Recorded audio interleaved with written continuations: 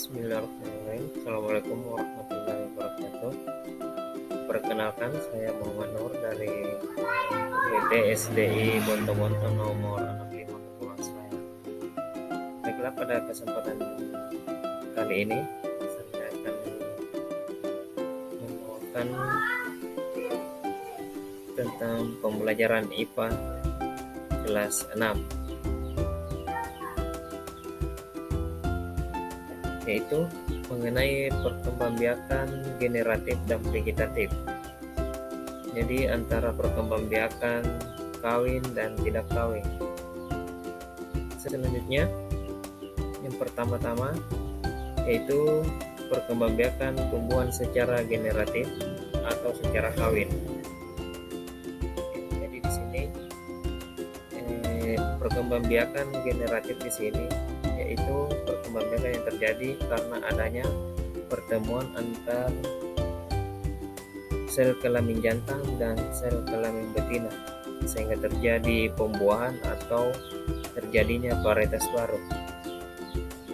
Selanjutnya, alat perkembangbiakan tumbuhan contohnya seperti bunga ini yaitu antara benang sari dan putik.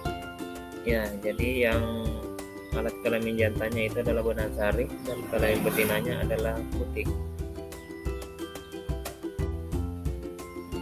Kemudian pada bagian-bagian bunga di sini ada namanya benang sari seperti yang tadi sudah dipaparkan bahwasanya benang sari merupakan organ produksi jantan dan putik merupakan reproduksi betina. Selanjutnya ada yang namanya juga kelopak, di mana di sini gunanya melindungi mahkota saat masih kuncup. Kemudian ada bakal biji, tempat sel telur. Kemudian ada juga dasar bunga, di mana tempat melekatnya mahkota. Dan ada juga terakhir tangkai bunga, yaitu untuk menghubungkan bunga dengan ranting. Itu merupakan bagian-bagian dari bunga. Kemudian ada yang namanya penyerbukan, di mana penyerbukan ini jatuhnya serbuk sari ke kepala putik. Itu yang dinamakan penyerbukan. Di mana penyerbukan di sini terdiri atas 4. Yang pertama penyerbukan sendiri, kedua penyerbukan tetangga, ketiga penyerbukan silang, dan yang keempat penyerbukan bastar. Selanjutnya kita melangkah ke perkembangbiakan tumbuhan secara vegetatif atau secara tidak kawin. Ya, jadi perkembangbiakan secara vegetatif yaitu terjadi tanpa adanya peleburan antara sel kelamin jantan dan sel kelamin betina. Ya, perbedaannya dengan yang generatif tadi. Jadi tujuannya di sini yaitu untuk menghasilkan tumbuhan baru atau dengan sifat yang baru.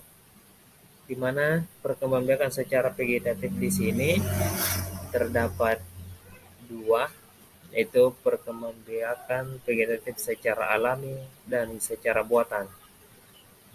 Ya, misalkan saja perkembangbiakan secara alami di sini yang contohnya seperti jahe, yaitu berkembang biak dengan akar tinggal atau rizom. Kemudian ada juga dengan tunas. Ya, tunas di sini ada contohnya saja pisang sama bambu.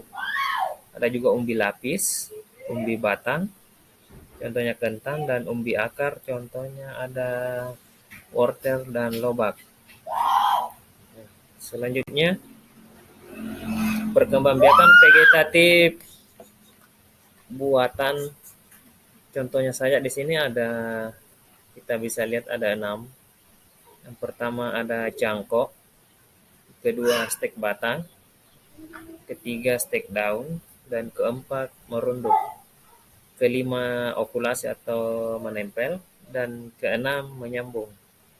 Jadi di sini cangkok, kalau kita lihat di daerah kita yang banyak itu yang dicangkok adalah misalkan jeruk. Kalau yang stek batang misalkan saja ada singkong. Ya, kemudian menurundu ada anggur, dan contoh saja yang menyambung di sini ada biasa juga jeruk sama jambu, bisa juga dengan cara menyambung. Oke, mungkin sampai di sini yang dapat kami sampaikan.